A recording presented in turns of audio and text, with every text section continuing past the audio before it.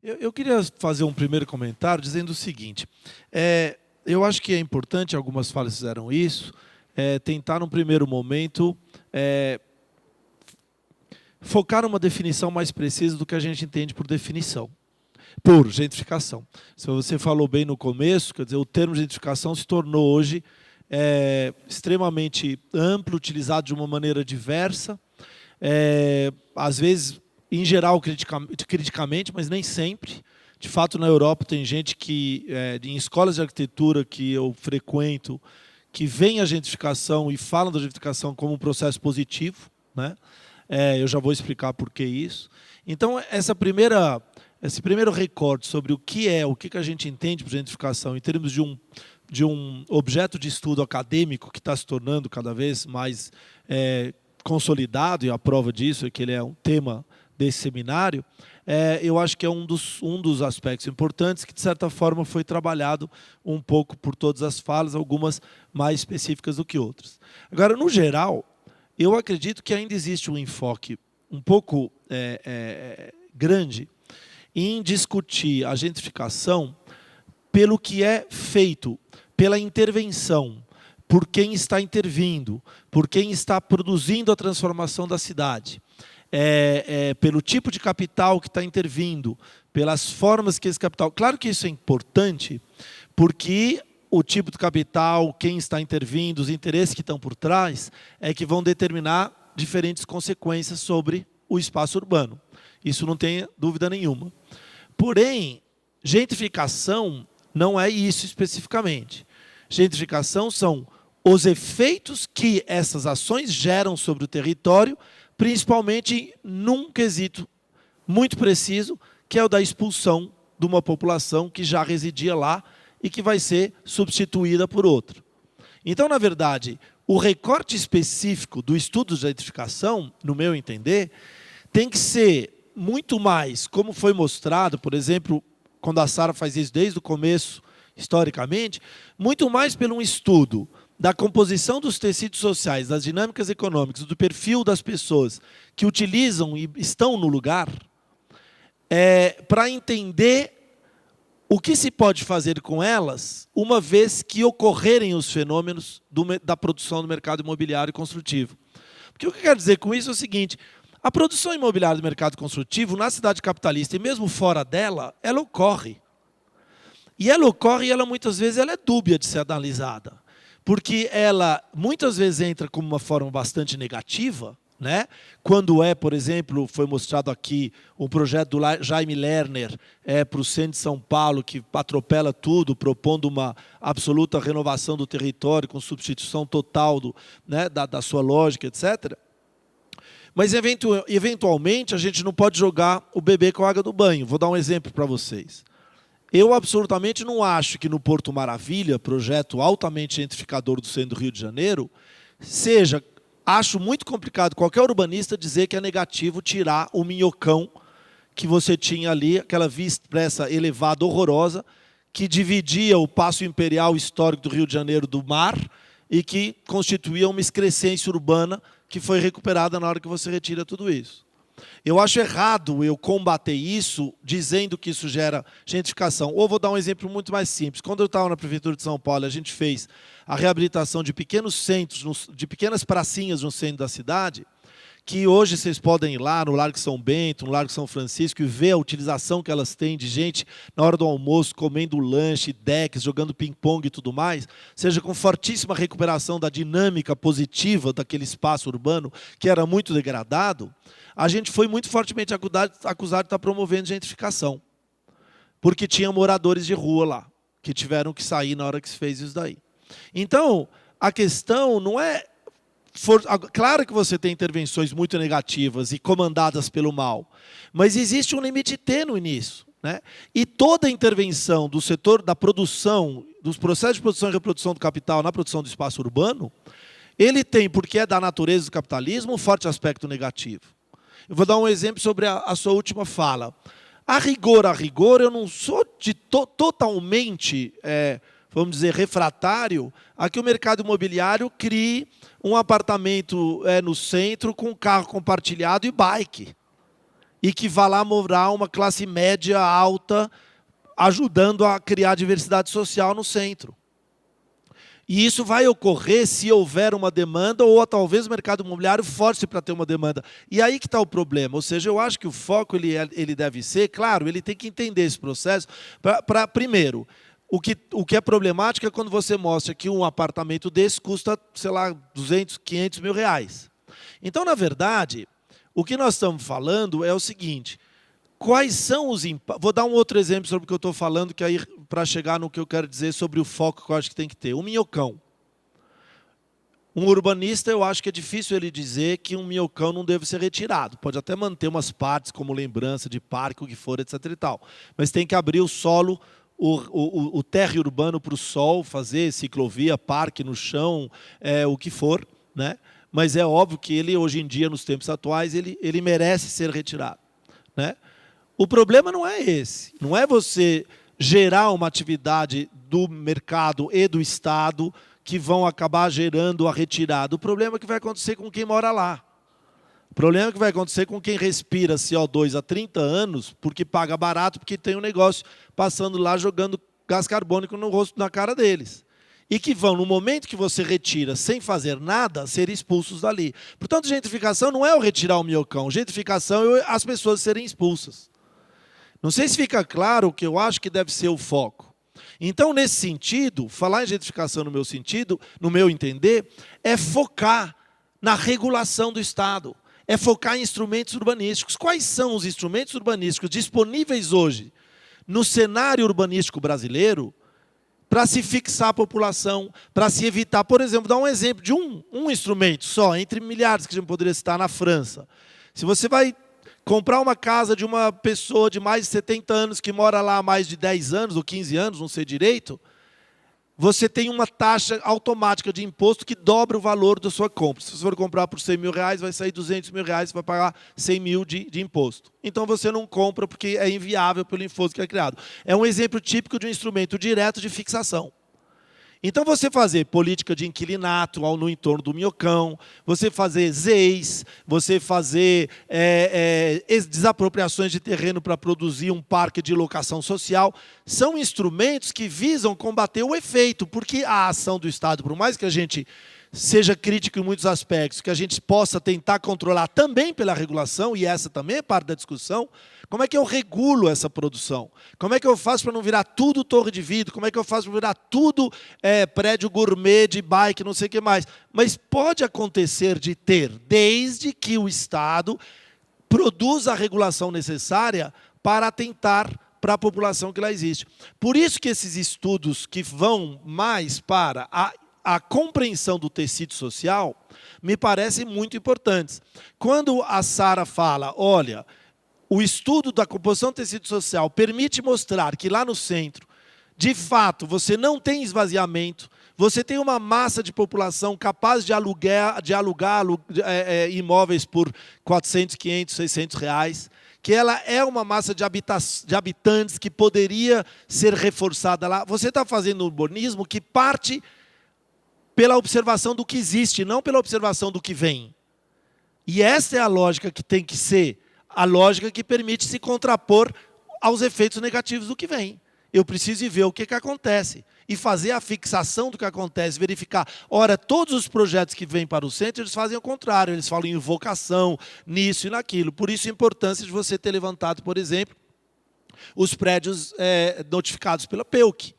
Né? Porque essa é uma ação de dizer, eu estou olhando o que está acontecendo e eu estou me adiantando como Estado para fazer a regulação e o impedimento de que algo possa acontecer sem que a gente tenha um... Porque no Brasil e na América Latina em geral, a história do Estado é do Estado a reboque da ação do Estado. E é por isso que a gente, do mercado. E é por isso que a gente tende a ir olhar sempre o que o mercado faz para criar. Só que a gente não tem o hábito de dizer, nós deveríamos estar regulando o que vai acontecer na cidade por antemão, nos antecipando ao Estado. Produzindo área com os ex, desapropriando terreno. Em São Paulo dá para desapropriar, tem dinheiro do Fundurb para isso. Desapropriando terreno, determinando regras de inquilinato, determinando uma série de instrumentos que permitam você focar no efeito da ação do urbanismo, muito mais do que na contenção de um urbanismo que é muito difícil de se conter e que, de alguma maneira, vai acontecer, mas que também precisa ser mais regulado do que ele é, porque hoje em dia é faroeste, vale qualquer coisa. E, nesse sentido, eu queria só, para concluir, resgatar o comentário que foi feito sobre o Chile, que eu acho muito importante, que é nesse cuidado de ver, né, o que acontece com a população, efetivamente, está muito claro que a gentrificação, normalmente, vista como eu estou falando que é para ver, ou seja, qual é o fenômeno decorrente da ação da urbanização e não qual é o caráter dessa urbanização em si, embora ela tenha que ser vista com cuidado e regulada. Claro, não estou falando para deixar fazer o que quiser, mas qual é, né, o impacto que existe na população em si. A gente tem uma tendência a achar sempre que a gentrificação é a substituição de população pobre por população de classe média alta e alta. Sempre é esse o modelo que a gente tem, né? E que aparece quando a gente vê as ações do mercado. Mas existe por aí também, e a Sara, quando ela falou no uso do termo esvaziamento de forma política, acho que ela aponta isso, é o seguinte: existe também um discurso do próprio mercado para quem interessa construir a ideia de que a gentrificação é a chegada da classe média alta, porque isso aí fortalece a produção de uma demanda que interessa para eles. Ora, foi visto no Chile que existe uma gentrificação na pobreza, que existe uma gentrificação, e em São Paulo isso acontece. Estava conversando com a Bia aqui, que falou que ela está estudando isso. Existe uma gentrificação dentro do cortiço. Existe uma gentrificação de você expulsar o muito pobre, o muito vulnerável, o imigrante. Quando caiu o prédio lá no centro, quando a gente fez uma ação, quando era secretário, no Cine Marrocos, que era um pessoal comandado pelo tráfico, que, aliás, era o mesmo do prédio que caiu, que dominava ali, quem veio nos ver que era vítima daquele negócio quando teve a reintegração de posse, eram imigrantes colombianos, imigrantes angolanos, imigrantes sírios, mulheres com bebês que os maridos tinham vindo ou ainda não tinham vindo, eram população extremamente vulnerável, e você tem, portanto, uma expulsão e uma gentrificação de gente pobre substituída por gente pobre, e que tem contornos racistas e outras formas de outras lógicas que a gente ainda precisa descobrir. Então, eu acho que o estudo do que acontece no centro hoje tem que ser atualizado na linha do que a Sara mostrou, mas talvez ela começou lá no fim. Eu acho que a gente teria que hoje centrar para entender que no centro você tem dinâmicas que são estimuladas pelo PCC e o tráfico, você tem população imigrante que você não tinha há 10, 15 anos atrás, da África, da Síria, de toda a América Latina, você tem trabalho escravo que volta e meia aparece aí de empresas Zara, Luigi Bertolli, sei lá o quê, que estão em pleno vapor sendo explorados ali nesses prédios. Inclusive no Cine Marrocos tinha uma senhora boliviana que tinha 10 máquinas de costura de R$3.000 cada uma, que ela subempregava dentro do prédio para aquela população que estava lá trabalhar para ela, né? Então, tem novas dinâmicas de uma população imigrante local, tem novas ocupações que são vinculadas a relações que não são mais tão territoriais e são muito mais virtuais, ligadas à cultura e que são mais efêmeras e que são interessantes.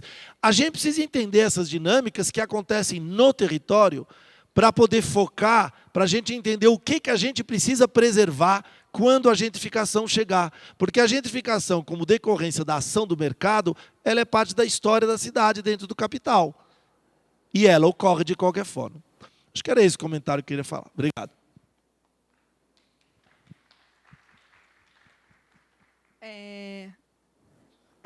Ok.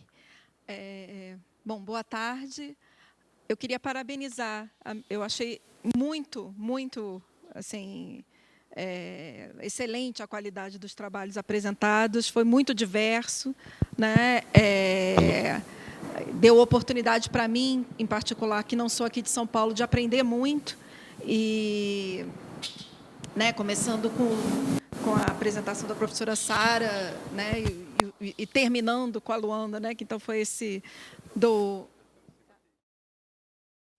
Então, teve eu acho que, inclusive, é importante ter essa dimensão histórica nessa discussão, né?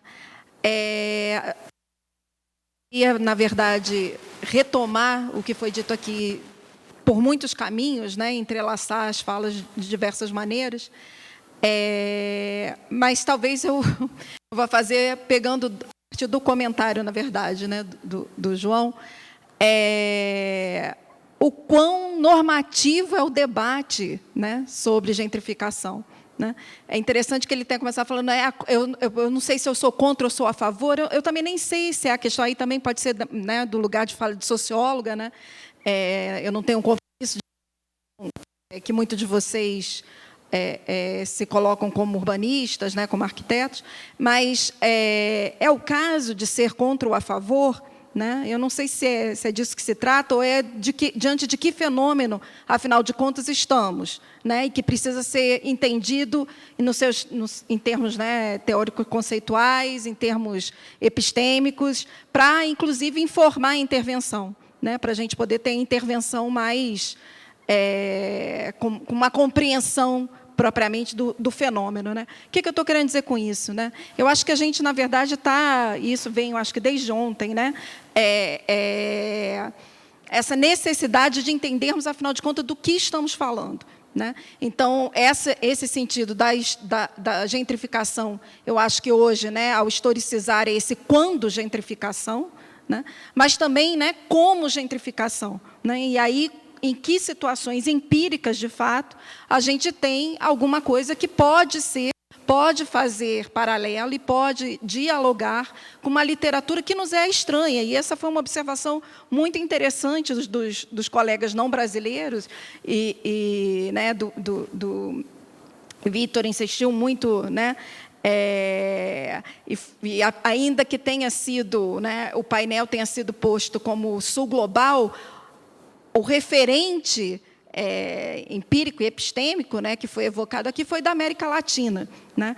Recorrentemente, né, como esse lugar empírico a partir do qual a gente fala, mas também das referências teóricas que a gente deveria, né, não digo necessariamente privilegiar, mas, ao menos, ter nos nossos horizontes. Né? Assim, de fato, constrangedor que a gente fale, né, tenha evocado tão pouco aqui, a literatura que nós produzimos aqui. Né? E eu me sinto particularmente tocada quando você falou de Lícia Valadares, né? Fui orientanda de Lícia Valadares, trabalho com ela, né, a minha vida inteira. Então, eu acho que tem, né, várias lições postas aqui, e que são... elas são necessárias para esse debate sobre a gentrificação, mas não se esgotam, né, nesse debate em particular. Então, talvez caiba a gente dizer, né, se a gente tem alguma lição que é latino-americana para uma lição, uma referência, uma reflexão latino-americana que possa ajudar a gente a pensar em outros termos e devolver para a teoria, né, e debater com a teoria, no sentido mesmo de, né, que a Anna Roy está sugerindo, né, e que o Vitor evocou também, né, do que essa parte do planeta tem a dizer. Né? E aí, bom, eu acho que tem e aí é uma provocação mais geral para todos vocês. Né? Ontem, eu já não me lembro quem fez essa afirmação, mas foi dito que estaríamos diante de independente do que seja, né, entendido como gentrificação, estaríamos diante de um processo inexorável. Né? Então, né, seria um pouco mensurar ou se comportar de uma maneira a evitar, né, maiores danos, mas que gentrificação está aí para ficar. Diante das experiências de reflexão de vocês, né, da Cidade do México, de Santiago e São Paulo, né, essa afirmativa ela é sustentável, né, gentrificação é inexorável, é inevitável. E quando vocês estão respondendo isso, assim, de que gentrificação vocês estão falando, né? Que gentrificação, que é isso que vocês têm, né? Que noção é essa que vocês têm na cabeça? Né? Eu acho que o campo de todos, né, de cada uma aqui, está interpelando e exigindo novas definições. E a gente tem, talvez, o movimento mais, né, mais pertinente nesse momento, seja esse mesmo da suspensão da categoria, em termos hermenêuticos mesmo, fenomenológicos, né, voltar às coisas mesmas para ver do que a gente, afinal de contas, está falando, né? É uma provocação mais geral, mas eu estou muito encantada, assim, parabéns e obrigada a vocês pelas apresentações. Gente, obrigada pelas apresentações, aprendi várias coisas, foi muito bom. Minha pergunta vai mais para a Luanda e para a Sara, mas acho que todo mundo pode comentar um pouco. Luanda, na sua apresentação especificamente, você trouxe muitos aspectos da oferta, né? Da oferta do mercado imobiliário, dessa retomada do centro, enfim. E eu queria ouvir de você um pouco o aspecto da demanda, especialmente no imaginário da cidade em relação a esse centro da cidade. E eu estou colocando essa questão exatamente pelo meu lugar de fala de carioca e de ter assistido o Porto Maravilha, a sua construção, enfim, né, aporte muito importante do poder público naquela área, mas que não pegou muito, né? Porque simplesmente esse público-alvo que você apresenta aí, que também era o público-alvo esperado lá no Porto Maravilha, ele não quer se mudar para aquela área da cidade porque ele tem um imaginário que é uma área degradada, uma área que enfim, ligada à criminalidade, à violência, enfim. Então, eu queria entender um pouco como é que se dá esse processo em São Paulo e por que você acha que essas pessoas, esses gentrificadores em potencial que você acabou apresentando aí na parte final da sua apresentação, por que eles topam revisitar o centro de São Paulo e por que no Rio, por exemplo, não toparam revisitar o centro do Rio, mesmo com um investimento do Estado muito grande que a gente não identifica aqui em São Paulo nessa área, nesse primeiro momento.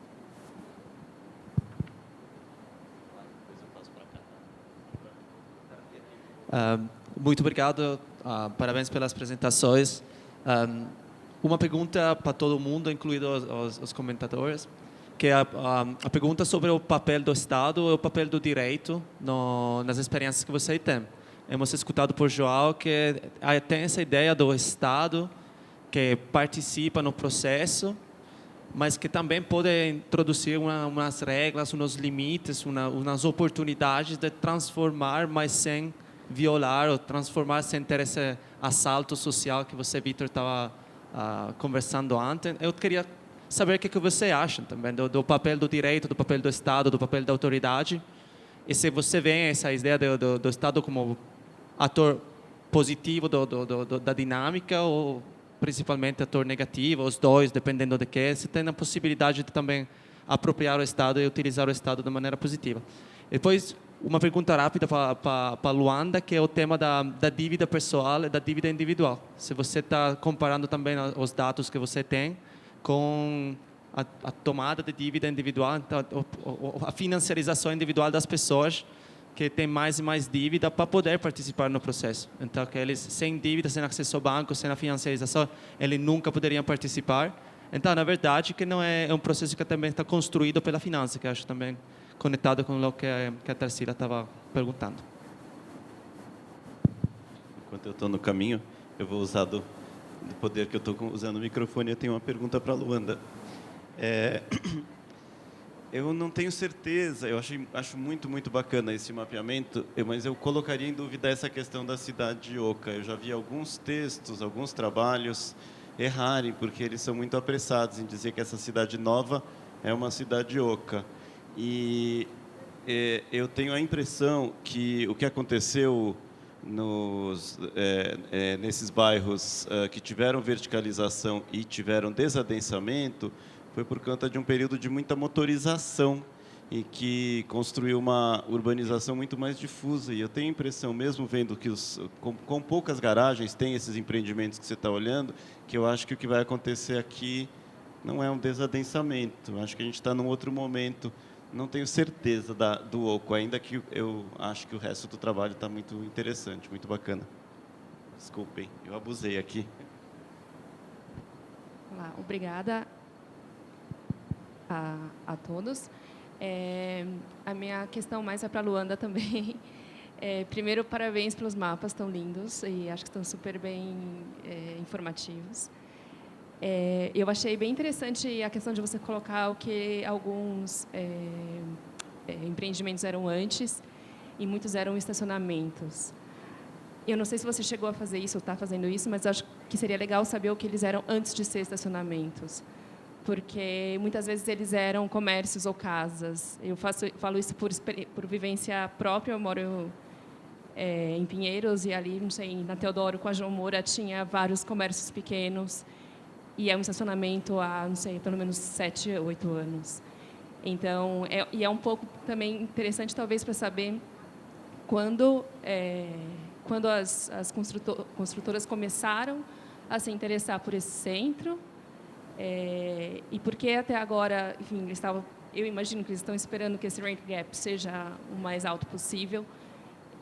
Enquanto isso, eles demolem para evitar ocupação, né, e ganhar algum dinheiro com estacionamento. Então, eu acho que seria interessante colocar essa questão no estudo. Não sei se é só uma sugestão minha, assim, porque eu me interesso por isso também.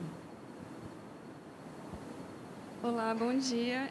Me chamo Ana Rúbia e eu faço mestrado na cidade do Recife. E aí, na verdade, eu queria fazer um comentário, assim, talvez pelos meus estudos ali naquela cidade, um comentário sobre o que o João falou. Eu acho que a questão não é tanto sobre o caráter das intervenções, mas a prioridade dos investimentos. A gente vê uma reificação dos investimentos nas mesmas áreas, enquanto outras áreas da cidade, onde a maioria da população mora, ainda fica muito marginalizada da maior parte dos investimentos. Eu vou falar aqui mais do Recife, mas eu acho que a gente pode falar isso de muitas cidades da América Latina em geral, né? Então, eu acho que a preocupação sobre as intervenções tem muito esse lugar também. O que está sendo feito sempre nos mesmos lugares, a prioridade dessas intervenções. E aí, eu também queria parabenizar as falas de todo mundo, achei todas muito enriquecedoras. Eu vou me centrar um pouco mais nas falas do Vitor e da Yasna.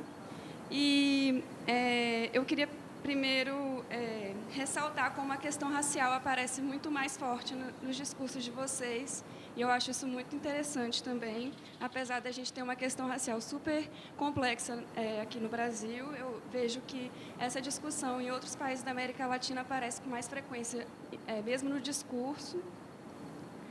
E a contribuição do Vitor sobre uma possibilidade de conceituação como urbanismo neoliberal também me chamou a atenção. Eu gostei muito das duas falas de vocês, eu acho também porque, apesar de ter partido do conceito de gentrificação, vocês explodiram com ele, assim, trouxeram uma diversidade de processos. E aí, talvez, tentando fazer esse diálogo, assim, se a Yasna também se apropria dessa questão do urbanismo neoliberal, ainda mais que no Chile tem essa questão do sistema econômico também, né, específica, acho que desse país. Enfim, era meio que para tentar pensar nessa questão de urbanismo neoliberal, talvez como um guarda-chuva maior, ou que talvez desse conta, ou que fosse um campo de disputa de conceito teórico, enfim, é mais ou menos nesse sentido.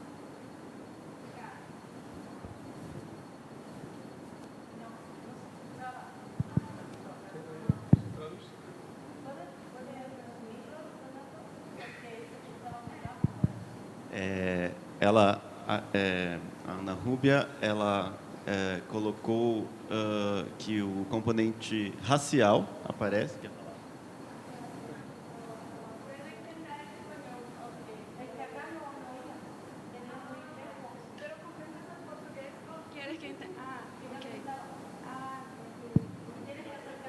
Entendi. Então, eu queria falar que eu gostei muito da apresentação de vocês, principalmente porque vocês partiram do conceito de gentrificação, mas explodiram com ele e apresentaram vários processos que acontecem nas cidades que vocês analisaram. E aí eu chamei a atenção para as questões raciais, que eu acho que aparece muito forte nas pesquisas de países da América Latina, muito mais que nos países que não são o Brasil, apesar da gente ter essa situação racial também muito forte aqui. E também queria aproveitar a contribuição que o Vitor trouxe sobre urbanismo neoliberal, de talvez ser um campo de apropriação, um campo de disputa conceitual, talvez um guarda-chuva mais adequado, ou, enfim, uma possibilidade, não mais adequado, mas uma outra possibilidade e tentando fazer esse diálogo com a apresentação de vocês dois, assim, se você também identifica isso, né, nas suas análises, mais ou menos por aí. Pode responder, assim. Você começa. Bom, muitas questões. Eu vou tentar responder rapidinho, mas se faltar, a gente pode almoçar juntos e conversar no almoço. Bom, vou de trás para frente, então. Sobre o que eles eram antes de ser estacionamento, de fato, é um levantamento que eu não consegui fazer. Eu fiz o levantamento mais simples possível, que foi pelo Street View. Então, eu consigo voltar 5 anos, 6, 7, não muito mais. Mas, sim, seria super interessante saber isso. A minha aposta é que eram todos pequenos prédios ou casarões de 2, 3 andares, edificações que foram, seguindo a fórmula do Neil Smith, foram sofrendo um processo de degradação até o ponto em que é muito simples ir lá, demolir, pronto. Então, desinvestimento, né? E por quê, né? O estacionamento, porque até os investidores esperaram até agora. Eu acho que tem uma questão que eu discuto melhor no artigo, mas eu não trouxe aqui, que aparece da boca dos investidores, dos donos, das responsáveis pelas construtoras, falando que tem uma entrevista com o dono da Cetim ou da Cirela, não lembro, acho que é Cetim, que ele fala que essa investida no centro não tem a ver exatamente com os investimentos do poder público no centro, com essas décadas de tentativa de atração do capital imobiliário de volta para o centro, mas antes tem a ver com o limite de disponibilidade de outorga onerosa em outros bairros, né, nos bairros em que essas construtoras tradicionalmente já operavam. Então, a necessidade de expansão. Não dá mais para construir onde a gente sempre construiu, vamos construir em outro lugar. Aí, soma-se a isso um outro momento da economia, um outro momento da disponibilidade de crédito. Então, não dá mais para construir nos moldes em que a gente está acostumado, fazer habitação de alto padrão. Então, tem várias construtoras que sempre trabalharam com alto padrão em bairros consolidados de elite, estão fazendo estúdios de 10 metros quadrados no centro. Então, mas é isso, né? De como tem essas adaptações. O capital vai se adaptando para não pode parar. Sobre a pergunta do Renato, eu também não acho que é um desadensamento. Eu acho que o adensamento construtivo não é proporcional, que o adensamento populacional não é proporcional ao adensamento construtivo, mas eu, com certeza, não acho que o centro, que esse território está passando por um processo de desadensamento, mas nos últimos anos e nos próximos anos existe uma velocidade de produção, de construção, que nessa tipologia, nesse valor e com essa aposta, né, de ser para locação por temporada, ou vários corretores falaram sobre isso também, sobre como pessoas que moram no interior, mas que vêm para São Paulo trabalho 1 ou 2 vezes por semana e que, em vez de ficar em hotel, então estão investindo nessa unidade que eles vão ocupar 2 vezes por semana, porque vale mais a pena. E porque, se você é capitalizado, uma unidade de R$200 mil, não significa tanto, né? Já para uma pessoa, uma família que precisa de moradia, uma unidade de R$200 mil, de 15 metros quadrados, não é uma solução habitacional, pelo menos não no longo prazo. Então, mas eu concordo que só o tempo dirá o que vai acontecer. É uma hipótese que poderá ser verificada daqui a uns bons anos. Sobre a pergunta do Tomaso, eu acho que da tomada de dívida, eu não sei se eu entendi direito, mas eu acho que isso remete ao sistema de financiamento habitacional no Brasil. Tem estudo sobre isso, eu não adentro. e nem, para ser sincera, sou muito entendida disso. Mas existe um sistema de empréstimo e endividamento que, sim, é crescente, mas não tenho dados, acho que não vou me arriscar a responder isso. Sobre a pergunta da Tarsila, da demanda, então, eu acho que existe uma demanda de moradia para o centro, tanto que existe um dado que eu não é o dessa apresentação, mas que é muito interessante, é sobre a ocupação do estoque já existente, né, que são os edifícios que foram construídos nos anos 30, 40, 50, 60, 70. Muitos deles viram cults absolutos, tipo o Copan, ou, em outra medida, o Ster, ou Santa Branca, que viram pequenas ilhas de supervalorização, e que, ao mesmo tempo, é muito interessante, porque, sei lá, os custos do metro quadrado do aluguel no Copan, por exemplo, são muito mais altos do que do edifício em frente. Então, existe uma demanda que é bem visível de pensar a discussão da gentrificação através da demanda, da cultura, da questão da distinção, enfim, e atualizando essa discussão, essa hipsterização. Mas essa demanda, será que ela se reverte no desejo por umas unidades tão pequenas? Eu acho que não. Então, eu acho que existe essa gentrificação de ocupação do estoque já existente, mas que essa produção de novo estoque parece que não conversa, que parece que tem alguma coisa nessa equação que não entra, né? Porque, por exemplo, eu moro num apartamento de 200 metros quadrados, que eu divido, mas que custa o valor do metro quadrado muito, muito, muito, muito mais baixo do que o do edifício em frente. Então, se você é uma pessoa de uma classe média, criativa, escolarizada, profissional liberal, eu acho que a demanda não vai para esse tipo de produção que eu descrevi.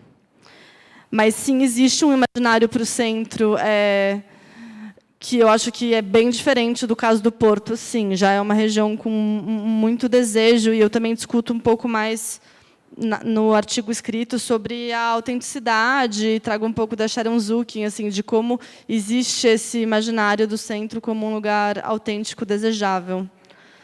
Sobre se a gentrificação é inexorável,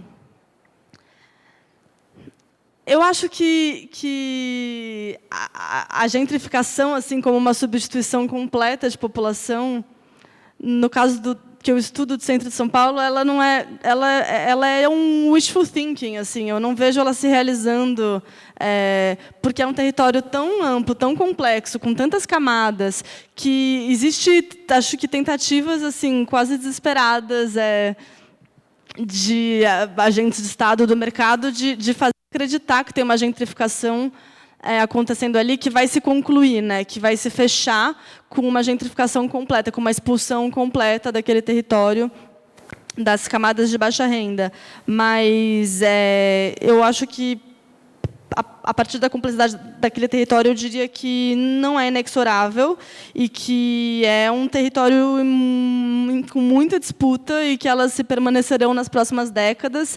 E, na medida em que eu tenho muita curiosidade para saber, a partir da experiência do centro de São Paulo, por exemplo, de edifícios muito densos, com unidades muito pequenas, que, em momentos de desinvestimento, viraram grandes problemas urbanos, por exemplo, São Vito, que, no final, foram demolidos. Eu tenho muita curiosidade para saber o que vai acontecer daqui a 50 anos com esses prédios com 400 unidades de 15 metros quadrados. Como isso vai sobreviver a um ciclo de desinvestimento que, num certo momento, virá, porque o capital tem desses ciclos. Acho que eu vou terminar por aí. Tá. Vou tentar de responder. 2, 3 coisas. Eu começo como urbanismo neoliberal. Eu leio muitos colegas da América Latina, em outras línguas a gente lê. Então, eu tenho lido, por exemplo, Rodrigo Hidalgo, tem um livro, La Ciudad Neoliberal, produzido en Chile, Alfredo Rodríguez, Chile, una cidade neoliberal, por supuesto que também leo outros colegas, Emílio Pradilla, Territórios Neoliberales. Bom, o comum denominador destes autores é que eles falam que nós vivemos numa época onde o capitalismo, a fase atual do capitalismo neoliberal, permeia as formas da produção do espaço urbano, de maneiras diferentes, mas a constante é considerar a cidade como uma máquina de lucro. O neoliberalismo, como doutrina, é um ataque direto contra o Estado benefactor, que produzia transporte público, serviços públicos, moradia pública. Nesse ataque direto contra o Estado benefactor, a ideia é privatizar tudo, privatizar a água, privatizar os serviços públicos, privatizar o acesso à moradia e fazer negócios de tudo o que você puder. Na cidade do México, a gente tem vialidades primárias elevadas, mas são privadas, são privatizadas, nasceram privatizadas, são concessionadas para um inversionista que explota essas vialidades para que a gente circule pronto. No México a cidade do México tem uma lei de velocidade que aplica fotomultas, é privatizado, é um cara que organizou um negócio sobre a velocidade que os motoristas podem utilizar. Bom, no México fazem negócio de tudo, paradas de ônibus, concessionada para inversionistas espanhóis, que eles dão de presente o mobiliário urbano, mas explotam mercantilmente as paradas de ônibus com propaganda. Bom, sei lá, tudo esses autores falam, esse é um urbanismo neoliberal. Além disso, na fase atual do capitalismo neoliberal, a gente desmantelou as fronteiras econômicas entre países. Então, tem enormes fluxos de capitais que estão sendo invertidos nas cidades. No México, país, em 2011, o governo federal aprovou um instrumento para capturar capitais internacionais para o mercado imobiliário. A gente chama FIBRAS, Fideicomisos de Inversión en Bienes Raíces, para que qualquer pessoa em qualquer parte do mundo possa comprar departamentos, pisos completos, sem precisar de complexos processos ante o registro público da propriedade. Bom, isso com respeito ao urbanismo neoliberal. Eu quero contestar duas perguntas numa mesma, sobre se a gentrificação é inexorável, irremediável, e também sobre o papel do Estado. Eu acho que não, a gentrificação não é inexorável. A cidade e suas partes são disputadas em condições de poder muito desiguais, mas são disputadas entre actores sociais, actores econômicos, actores políticos. E para mim, o Estado não é uma instituição neutra, despolitizada. O Estado responde à correlação de forças que a gente tem em cada conjuntura. É por isso que eu coloquei na última imagem da minha apresentação a Lula e a Dilma. Para a gente na América Latina, a chegada do Lula, a conquista, isso é antes, né? A conquista do Estatuto da Cidade era uma esperança, era uma experiência da qual aprender. Uma enorme pergunta que a gente tem é: podem milhões de votantes elegir um governo de esquerda? E que tanto esse governo de esquerda pode confrontar as forças capitalistas transnacionais? Agora o México está estrenando o governo de esquerda, é um keynesianista, López Obrador, né?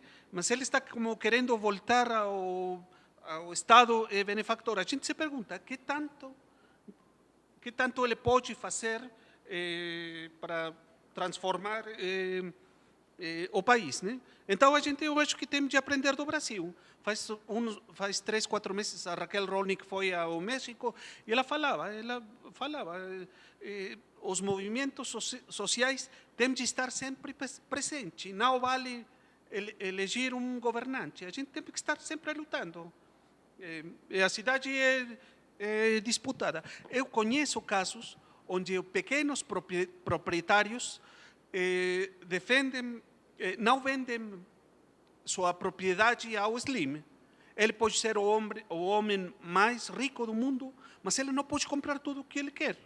Tem proprietários que não querem vender.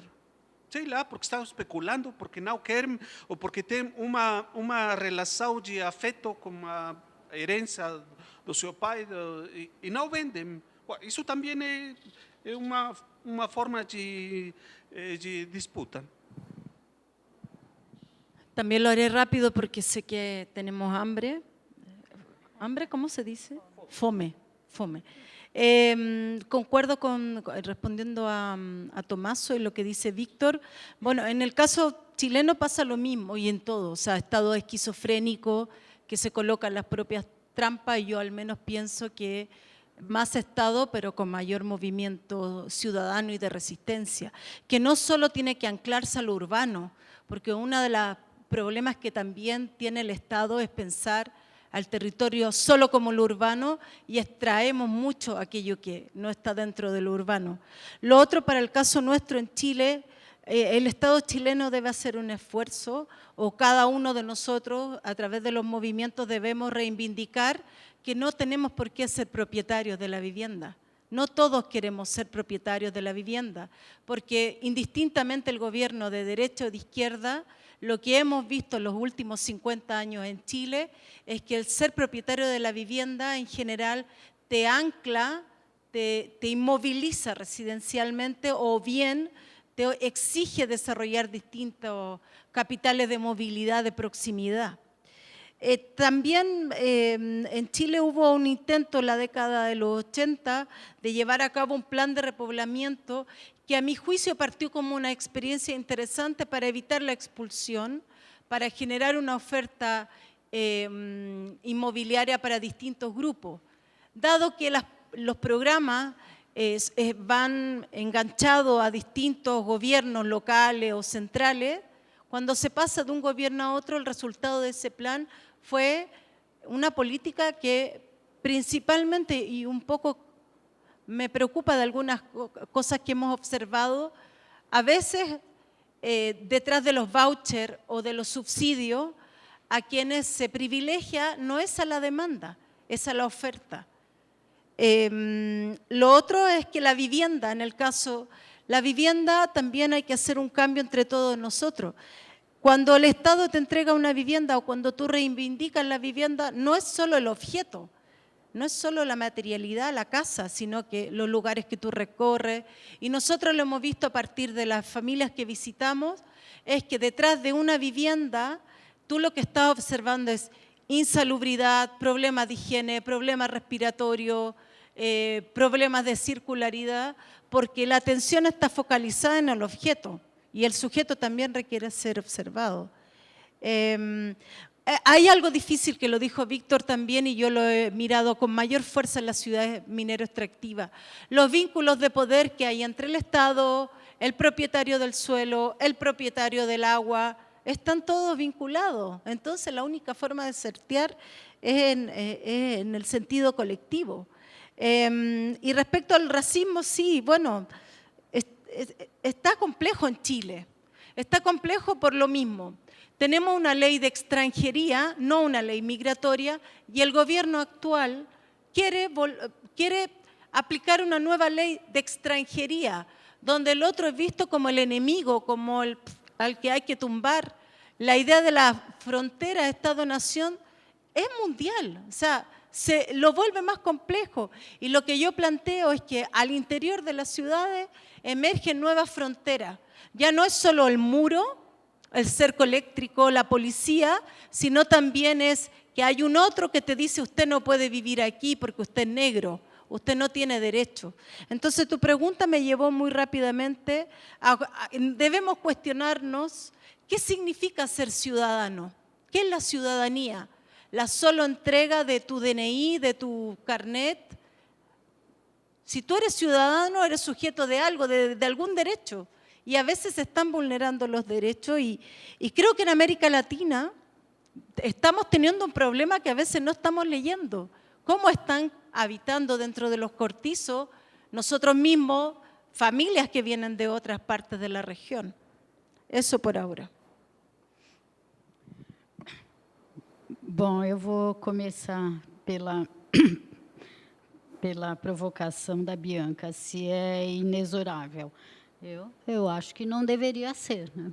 Não deveria ser inexorável, mas eu acho que nós temos uma condição aí, né, nas nossas grandes cidades. Eu vou falar mais sobre São Paulo, que eu conheço mais, mas é um poder exacerbado do setor imobiliário na atuação da produção da cidade. É exacerbado. Nós temos controles, leis de zoneamento, regras, mas, na hora que tem a possibilidade de construir mais, a relação é do incorporador direto com o morador ou proprietário. Não tem mais intermediação nenhuma do Estado. Ele é jogado às feras. E agora nós estamos vivendo um momento de transformação de várias áreas da cidade, né? Por conta dos eixos de transporte e áreas de metrô. E é incrível. Quer dizer, as incorporadoras, elas são muito organizadas, elas assediam e as pessoas acabam cedendo, certo? Isso no nível dos proprietários, e pequenos proprietários, né?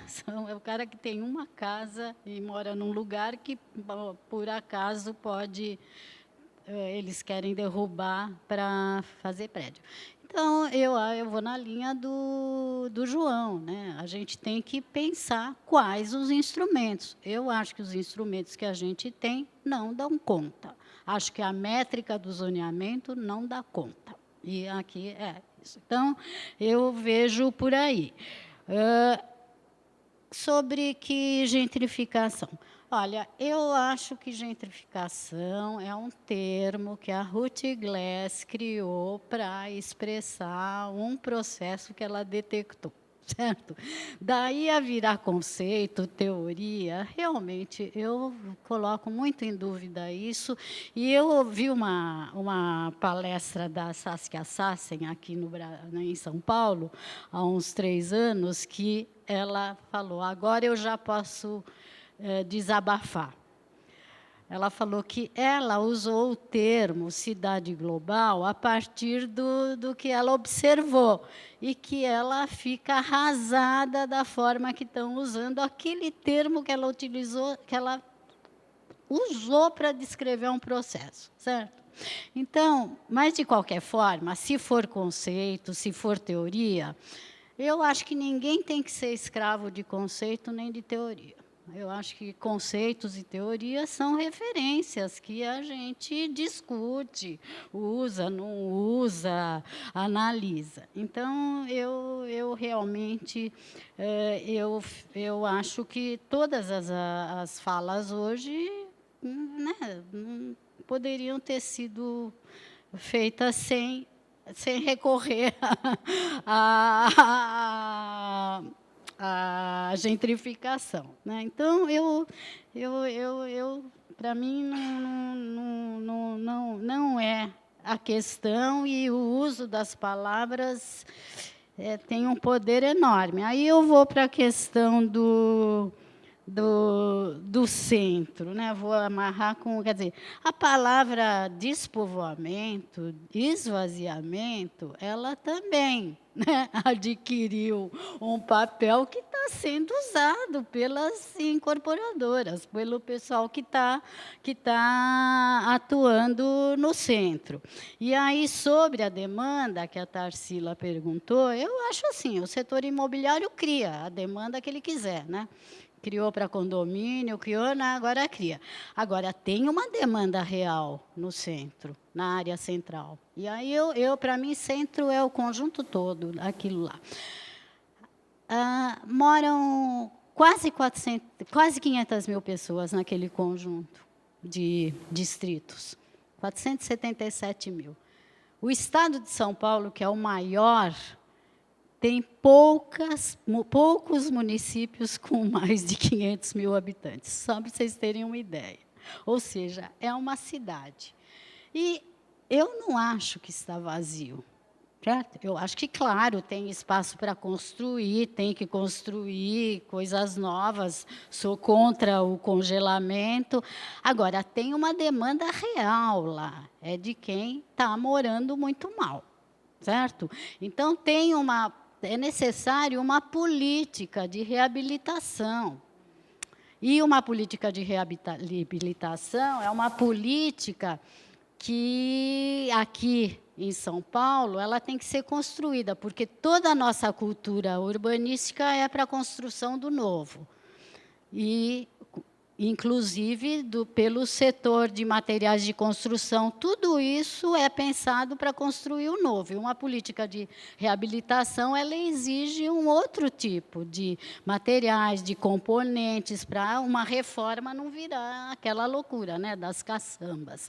Uma reforma, uma adequação de um imóvel usado, você tem que ter uma indústria de produção de componentes que viabilizem. Então, eu acho que tem que ter uma política nesse sentido. Eu milito nisso há muito tempo, desde o governo Erundina, certo? E eu acho que tem que ter um plano específico para a área central. A área central ela é muito particular, muito diversa, tem muitas questões, né? Então, eu acho que tem uma demanda real ali, e que o Estado tem que assumir. E aí, né, acho que o papel do Estado que o Tomaso colocou, eu acho que o Estado ele tem que atuar mais também nessa relação, nessa intermediação, certo? Eu acho que nós temos instrumentos, né, políticas públicas, mas falta uma instância de relação mais intermediadora. A Inglaterra fez isso lá no final dos anos 40, né? Criou um setor dentro da administração que era o que atuava no controle dos preços de terrenos, né? Tem tudo isso, né? Então, eu acho que tem várias coisas para a gente rever, mas, enfim, é isso. Obrigada.